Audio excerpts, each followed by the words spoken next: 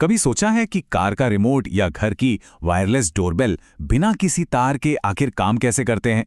ये कोई जादू नहीं, ये है रेडियो तरंगों की ताकत। और आज हम यही जानने वाले हैं कि इस कमाल की टेक्नोलॉजी को हम अपने प्रोजेक्ट्स में कैसे इस्तेमाल कर सकते हैं। ये कुछ ऐसी चीजें हैं जिनका हम लगभग हर दिन इस्तेमाल करते हैं, पर कभी रुककर सोचा है कि ये होता कैसे है? एक बटन दबाया और काम हो गया।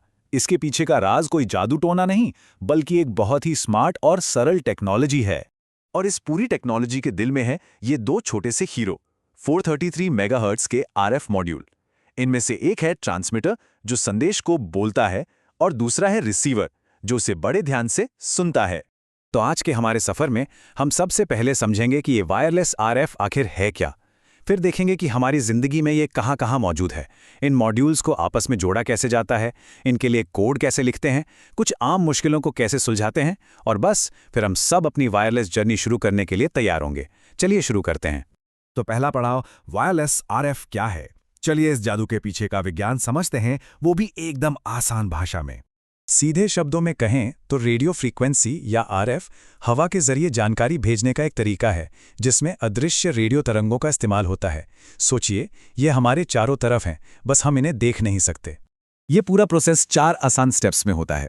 पहला स्टेप, हमारा आर्डिनो एक मैसेज तैयार करता है, मान लीजिए हेलो।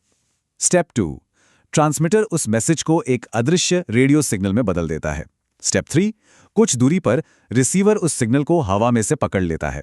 और आखिर में स्टेप 4, दूसरा आर्डिनो उस सिग्नल को वापस हमारे असली मैसेज हेलो में बदल देता है। देखा कितना आसान है। इसको और भी आसान बनाना है तो ट्रांसमीटर को बोलने वाला समझिए और रिसीवर को सुनने वाला। एक जानकारी भेजता है और दूसरा उसे सुनता है, बिल्कुल वैसे ही जैसे वॉकी टॉकी पर बात होती है।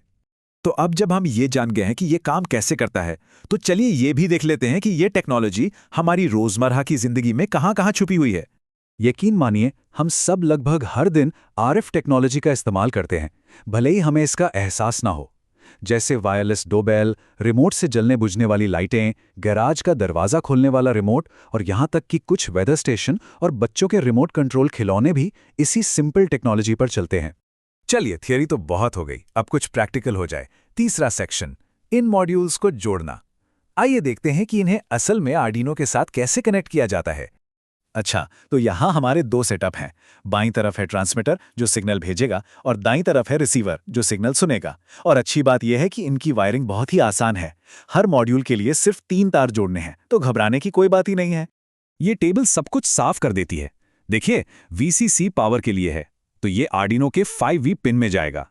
GND का मतलब ग्राउंड है, जो सर्किट को पूरा करता है। और सबसे जरूरी पिन है डेटा। सारी जानकारी यहीं से अंदर या बाहर जाती है।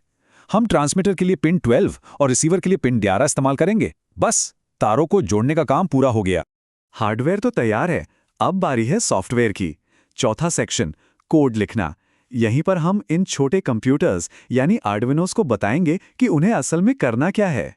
कोड लिखने से पहले हमें एक छोटे हेल्पर की जरूरत पड़ेगी। आर्डिनो की दुनिया में इसे लाइब्रेरी कहते हैं। इस प्रोजेक्ट के लिए हम रेडियो हेड लाइब्रेरी का इस्तेमाल करेंगे।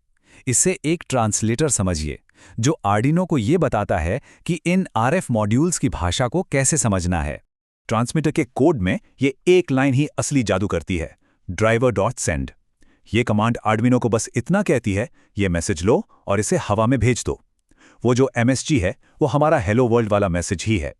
और रिसीवर की तरफ ये लाइन सबसे ज्यादा जरूरी है, if driver.receive। ये कमांड किसी जासूस की तरह लगातार सुनती रहती है, किसी भी आने वाले सिग्नल का इंतजार करती है, और जैसे ही कोई सिग्नल मिलता है, ये उसे फौरन पकड़ लेती है। और ये काम कर गया। दोनों आर्डिनोस पर कोड अपलोड करने के बाद रिसीवर के सीरियल मॉनिटर पर देखिए, हेलो वर्ल्ड बार बार आ रहा है। बधाई हो, हमने वायरलेस तरीके से जानकारी भेज दी है। कभी कभी चीजें पहली कोशिश में काम नहीं करती, और ये बिल्कुल नॉर्मल है। तो हमारा अगला सेक्शन AC के बारे में है, आम समस्याओं का निवारण, ताकि हम किसी भी मुश्किल में ना फंसे।